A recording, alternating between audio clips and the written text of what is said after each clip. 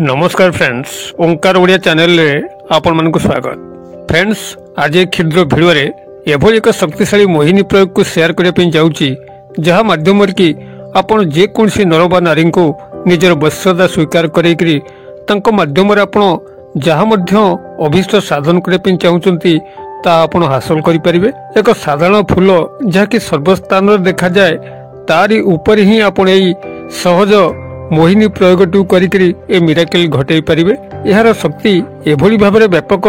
आपण जदि कोनसी शत्रु वर्ग को मध्य एही मोहिनी प्रयोग रे शामिल कले तबे से क्षणिक मध्य से ता शत्रुता भूली जाइकरी आपण काड़ को मित्रतार हाथ बढ़ाई थाए। यार चमत्कारिता एतिक ही समाप्त हुए नहीं। जदि आपण माने एही मोहिनी प्रयोग को कोनसी मनीष व्यतिरेके जीवजंतु कठे मध्य प्रयोग कले तबे से मध्य आपणकर पोषा मानी थाए। एवं जदि आपण माने याको निजर खेत जमी रे व्यवहार करती, जदि आपणकर चाष कार्य रे रुचि रहुता, पनीपरिबा चाष हो किंबा फसल अमल हो, जदि आपण माने याको खेत रे मध्य प्रयोग करती चमत्कार फल मिलता है। प्रकृति आपण को फल रे ही कार्य करि थाए, आपण को से बड़ी भाव आमदानी बढ़ी जाई थाए। एही चमत्कारी क्रियाटी को आपण माने प्रथमे बुझंतु एवं यार संपूर्ण लाभ उठाइबा पई आपण वीडियो रे शेष पर्यंत देखंतु। जदि यही भली कंटेंट रे आपन को रुचि रहउची एवं आम चैनल से आज आपन को प्रथम बार देखा होउची तबे चैनल कड़े थिबा लाल कलर सब्सक्राइब बटन क्लिक करी बेल आइकन क्लिक करी एवं ऑल नोटिफिकेशन पर क्लिक करी चैनल टी को सब्सक्राइब करि नंतु। यह संपूर्ण भाव में देयमुक्त अटे, कोनसी पैसा पत्र एथि आपन को पड़े नहीं, बरं लाभ हबो आपन को एतिकी। जेतेबेले आमे यही भली चमत्कार एवं बहु अनुभव सिद्ध परीक्षामूलक वीडियो गुड़ी को चैनल अपलोड करूँ तार सर्वप्रथम नोटिफिकेशन आपण पाखे पहुंचबो एवं से सब को आपण माने सर्वादूर देखिकरी निश्चित ज्ञान आहरण करि परिबे। तबे फ्रेंड्स, एबे सुन नजर पकिबा एक चमत्कार मोहिनी प्रयोग जहा माध्यम रे कि जे केवल आपण नर नारी को निजर वश्यता स्वीकार करि परिबे ताहा नुहे, बरं शत्रु वर्ग होंतु किंबा जीवजंतु होंतु अथवा प्रकृति मध्य हो जे कि आपण को फल ही कार्य करिवो, आपण को धन धान्य उन्नति करने सह स्नेह प्रेम संपर्क में आपण माने उद्बुद्ध हो पारिबे।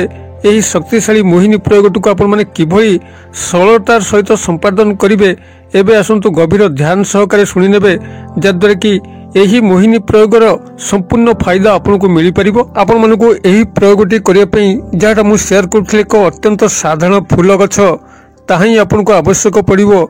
जदि आपण मानकर आख पाखरे अनुसंधान करंती कोठी एई फूल गछटी अछि तबे ताकू दिन बेला ही ठाब करंतु एवं रात्र समय ही आपण माने याको प्रयोग करिवे। शनिवार रात्र 12टा परे ही एही प्रयोगटी को करिवे। आपण मानकर एही गछटी होची सत्यानाशी गछ, जहा कि पत्र गुड़िक कंटक बहुल होइताय एवं फूलटी हलदिया रकमर होइताय। आपण माने एही वृक्षटी को आख पाखरु अनुसंधान कले निश्चित भाव में एही वृक्ष आपनकर नजर परिसर मध्य को आसी जीवो।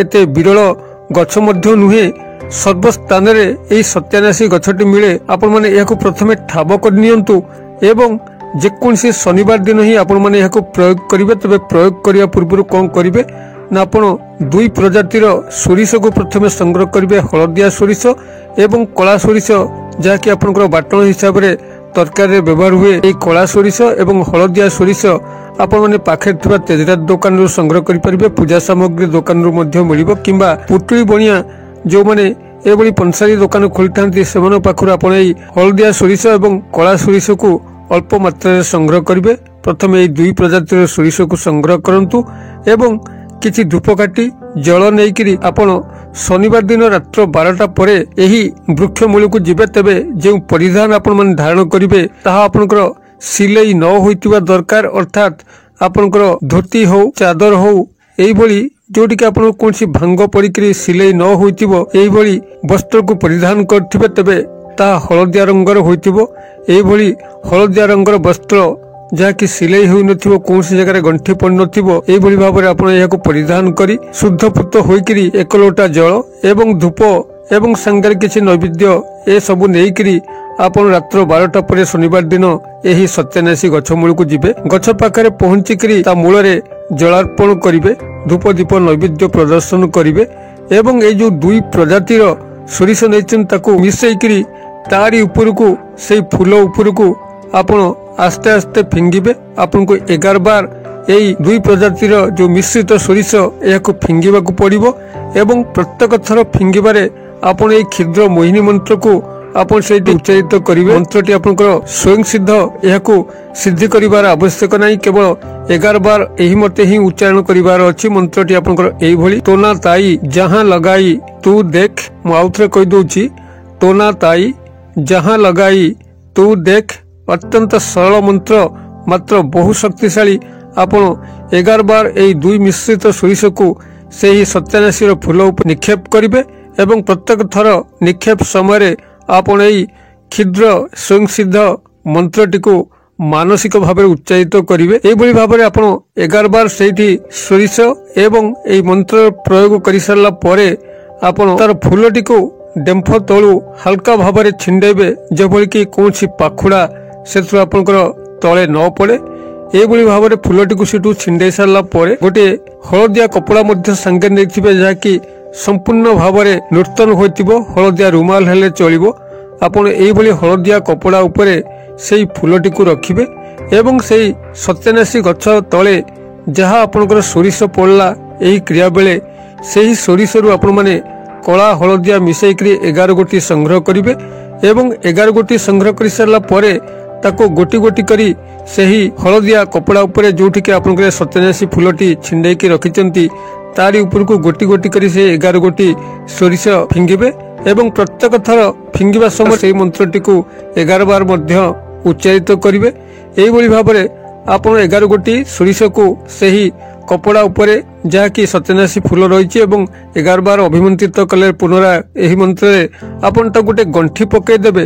ଗଣ୍ଠି ପକେଇ ଦେଇକରି ଏକ ମୁହାଁ ହେଇକରି ସେଇଠୁ ଫେରିବେ, ଆଉ ପଛକୁ ଫେରି ଚାହିଁବେ ନାହିଁ। ଏହି କ୍ରିୟା କରିବାକୁ ଗଲା ବେଳକୁ ଆପଣ ଚପଲ ସାଙ୍ଗେ ନେଇ ନଥିବେ ଏବଂ ସମ୍ପୂର୍ଣ୍ଣ ଏକାନ୍ତରତା ସହ ମୌନତାର ସହ ଯାଇଥିବେ ଏବଂ ମୌନତା ସହକାରେ ମଧ୍ୟ ଫେରିବେ। ଆପଣ କେଉଁଥିପାଇଁ ଏ କ୍ରିୟାଟିକୁ କରୁଛନ୍ତି? କୌଣସି ନର ବା ନାରୀଙ୍କୁ ନିଜ ଆଡ଼କୁ ଆକୃଷ୍ଟ କରିକି ବଶ୍ୟତା ସ୍ୱୀକାର କରିବା ପାଇଁ କରୁଛନ୍ତି କିମ୍ବା ଆପଣଙ୍କର ଚାକିରି କର୍ମ ନିଯୁକ୍ତିର ଉନ୍ନତି ପାଇଁ ଆପଣଙ୍କର ଉପରିସ୍ଥ ଅଫିସରଙ୍କୁ ବଶଭୂତ କରିବା ପାଇଁ ଯାଉଛନ୍ତି, ଅଥବା ଆପଣଙ୍କର ପ୍ରେମ ପ୍ରଣୟ ବିବାହକୁ ସଫଳ କରିବା ପାଇଁ ଯାଉଛନ୍ତି, ଅଥବା କୌଣସି ଶତ୍ରୁବର୍ଗଙ୍କୁ ଆପଣ ମିତ୍ରତାରେ ପରିଣତ କରିବା ପାଇଁ ଯାଉଛନ୍ତି, ଅଥବା ଆପଣଙ୍କର ଜୀବଜନ୍ତୁକୁ ପୋଷା ମଣିବା ପାଇଁ ହଉ କିମ୍ବା ଆପଣଙ୍କର ଚାଷ କାର୍ଯ୍ୟର ଉନ୍ନତି, ପନିପରିବା ଫସଲର ବ୍ୟାପକ ଅମଳ ପାଇଁ ଆପଣମାନେ ଏହାକୁ ପ୍ରୟୋଗ କରୁଛନ୍ତି। ଏ ସମସ୍ତ ବୃତ୍ତାନ୍ତ ଏହି କ୍ରିୟା ବେଳେ ସେହି ବୃକ୍ଷ ପାଖରେ ହିଁ ଆପଣଙ୍କର ପରିପ୍ରକାଶ କରିବା ଉଚିତ ଏବଂ ଏଇଭଳି ଭାବରେ ଆପଣ ଫୁଲଟିକୁ ହଳଦିଆ କପଡା ଉପରେ ରଖିକରି ଏବଂ ତାକୁ ଗଣ୍ଠି ପକାଇକରି ସାଙ୍ଗରେ ସନ୍ତର୍ପଣରେ ନେଇକି ଆସିବେ। ମନେ ରଖିଥିବେ, ଯେଭଳିକି ଏହି ଗଣ୍ଠି ପଡ଼ିଥିବା ଫୁଲ ଯାହାକି କପଡା ଭିତରେ ଅଛି ତା ଦେହରେ ଆଉ କୌଣସି ଦ୍ୱିତୀୟ ବ୍ୟକ୍ତିର ହାତ ନ ବାଜେ, ଏହାକୁ ଆପଣମାନେ ପାଖରେ ରଖିଥିବେ ଏବଂ ଯେତେବେଳେ ଆପଣ ଯାହାକୁ ମଧ୍ୟ ଚାହିଁବେ ତାଙ୍କ ପାଖକୁ ଆପଣ ସନ୍ତର୍ପଣରେ ଯାଇକରି କେବଳ ଏହି ଗଣ୍ଠିଟିକୁ ତାଙ୍କର ଶରୀର ସଂସ୍ପର୍ଶରେ ମାତ୍ର ଥରେ ଛୁଇଁକି ଏହାର ଚମତ୍କାରତାକୁ ଦେଖିବାର ଅଛି। ସେ ଯେଉଁଭଳି ପ୍ରକୃତିର ନାରୀ ବା ପୁରୁଷ ହୋଇଥାନ୍ତୁ, ଆପଣଙ୍କର ବଶ୍ୟତା ସେହି ମୁହୂର୍ତ୍ତରେ ହିଁ ସ୍ୱୀକାର କରିବ ଏବଂ ଆପଣଙ୍କ ପାଇଁ ଯାହା ତାର ଯେତେ ଦୂର ସମ୍ଭବ ସେ ତାର ମନ ପ୍ରାଣ ଦେଇକରି ଆପଣଙ୍କର କାର୍ଯ୍ୟଟି କରି ବସିବ। ଯାହା ତାକୁ କହିବେ ସେ କରିବା ପାଇଁ ବାଧ୍ୟ ହେବ। ତେବେ ଅନ୍ୟାୟଚ୍ୟୁତ ଭାବରେ ଆପଣମାନେ ଏହାକୁ କୌଣସି ସେଭଳି କାର୍ଯ୍ୟରେ ବ୍ୟବହାର କରିବେ ନାହିଁ ଯାହାକି ତାର ଅଶେଷ କ୍ଷତି ସାଧନ ହେବ ଏବଂ ସେଥିପାଇଁ ଆପଣଙ୍କୁ ଉତ୍ତରଦାୟୀ ରହିବାକୁ ପଡ଼ିବ। ଆପଣମାନେ ଏହାକୁ ମାଙ୍ଗଳିକ କାର୍ଯ୍ୟରେ ବ୍ୟବହାର କଲେ ଅତ୍ୟନ୍ତ ଚମତ୍କାର ଫଳ ପାଇବେ ଏବଂ ଯଦି କୌଣସି ଜୀବଜନ୍ତୁକୁ ପୋଷା ମନେଇବା ପାଇଁ ଥାଏ ତେବେ ତା ଶରୀର ସଂସ୍ପର୍ଶରେ ଆପଣମାନେ ଏହାକୁ ଥରେ ମାତ୍ର ନେଇ ଆସିଲେ ସେ ଜୀବଜନ୍ତୁଟି ତାର ମୃତ୍ୟୁ ପର୍ଯ୍ୟନ୍ତ ଆପଣଙ୍କର ପୋଷା ମନିଥାଏ ଏବଂ ଏହାକୁ ଯଦି ଆପଣଙ୍କର ଚାଷ ଜମିର ଉତ୍ତର କିମ୍ବା ପୂର୍ବ କୋଣରେ ପୋତି ଦିଅନ୍ତି ତେବେ ପ୍ରଭୂତ ଫସଲ ଅମଳ ହୋଇଥାଏ। ପନିପରିବା ଚାଷରେ ପ୍ରଭୂତ ଉନ୍ନତି ହୋଇଥାଏ। ଆପଣମାନେ ଏହାକୁ ଉତ୍ତର କିମ୍ବା ପୂର୍ବ ଦିଗରେ ପୋତିକିରି ସେଠାରେ ଏକ ଧୂପଟିଏ ଲଗାଇ ଦେବାର ଅଛି ଏବଂ କିଛି ଜଳ ତା ଉପରେ ଢାଳି ଦେବାର ଅଛି ଏବଂ ଆପଣମାନେ ଯଦି ଏହାକୁ ନେଇକରି ପୂର୍ବବତ୍ କୌଣସି ଶତ୍ରୁ ଦେହରେ ଛୁଇଁ ଦିଅନ୍ତି ତେବେ ଶତ୍ରୁଟି ସେହି ମୁହୂର୍ତ୍ତରେ ହିଁ ତାର ସମସ୍ତ ଶତ୍ରୁତା ଭୁଲିକରି ଆପଣଙ୍କ ଆଡ଼କୁ ମିତ୍ରତାର ହାତ ବଢ଼ିଥାଏ। ଏକ ଚମତ୍କାର ମୋହିନୀ ପ୍ରୟୋଗ ଏହି ସତ୍ୟାନାଶୀ ଫୁଲର। ଆପଣମାନେ ଏହାକୁ ଏହିଭଳି ଭାବରେ ବ୍ୟବହାର କରିକି ଆପଣଙ୍କ ନିଜର ବ୍ୟକ୍ତିଗତ ମଙ୍ଗଳ କରିପାରିବେ, ନିଜର ପ୍ରେମ ପ୍ରଣୟ ବିବାହକୁ ସଫଳ କରିପାରିବେ, ଚାକିରି କର୍ମ ନିଯୁକ୍ତିରେ ଉନ୍ନତି କରିପାରିବା ସହ ବାଣିଜ୍ୟ ବ୍ୟବସାୟରେ ମଧ୍ୟ ଲାଭବାନ ହୋଇପାରିବେ। କୌଣସି ଜୀବଜନ୍ତୁକୁ ପୋଷା ମନେଇକରି ଆପଣଙ୍କର ଗୃହରେ ରଖିପାରିବେ ଅଥବା ଚାଷ କାର୍ଯ୍ୟରେ ବ୍ୟବହାର କରିକରି ଆପଣ ପ୍ରଭୁତ ଲାଭବାନ ହୋଇପାରିବେ। ମୁଁ ଆଶା କରେ ଦର୍ଶକ ବନ୍ଧୁ ଭିଡ଼ିଓଟି ନିଶ୍ଚିତ ଭାବରେ ଆପଣଙ୍କର ବୋଧଗମ୍ୟ ହେଉଥିବ ଏବଂ ଭଲ ମଧ୍ୟ ଲାଗୁଥିବ। ଯଦି ଏଇଭଳି କଣ୍ଟେଣ୍ଟ ଆମ ଚ୍ୟାନେଲରୁ ଆପଣମାନେ ଆଶା କରନ୍ତି ତେବେ ଚ୍ୟାନେଲକୁ ନିଶ୍ଚିତ ଭାବେ ସବସ୍କ୍ରାଇବ୍ କରିକି ଯାଆନ୍ତୁ ଏବଂ ବେଲ୍ ନୋଟିଫିକେସନ୍ ମଧ୍ୟ ଅନ୍ ରଖିଥାନ୍ତୁ, ଯାହାଦ୍ୱାରା କି ଆମର ସମସ୍ତ ନୂଆ ଭିଡ଼ିଓ ଗୁଡ଼ିକର ନୋଟିଫିକେସନ୍ ଆପଣଙ୍କ ପାଖରେ ପହଞ୍ଚିଯିବ ଭିଡ଼ିଓର କ୍ଷୁଦ୍ର ପରିସର ମଧ୍ୟରୁ। ମୋତେ ଏଇଠି ଆଜି ବିଦାୟ ଦିଅନ୍ତୁ। ପୁଣି ଆପଣମାନଙ୍କ ସହ ଦେଖା ହେବ ଏଇଭଳି ଏକ ଶିକ୍ଷଣୀୟ ଭିଡ଼ିଓରେ। ସେ ପର୍ଯ୍ୟନ୍ତ ଦର୍ଶକ ବନ୍ଧୁ ଆପଣମାନେ ସମସ୍ତେ ମଙ୍ଗଳମୟଙ୍କ କୃପାରୁ ଭଲରେ ଥାନ୍ତୁ। ରହୁଛି। ସର୍ବେ ଭବନ୍ତୁ ସୁଖିନ, ସର୍ବେ ସନ୍ତୁ ନିରାମୟା, ସର୍ବେ ଭଦ୍ରାଣୀ ପଶ୍ୟନ୍ତୁ, ମା କଶ୍ଚିତ୍ ଦୁର୍ଭାଗ ଭବେତ୍। ଓಂ ଶାନ୍ତି, ଓಂ ଶାନ୍ତି, ଓಂ ଶାନ୍ତି। ନମସ୍କାର।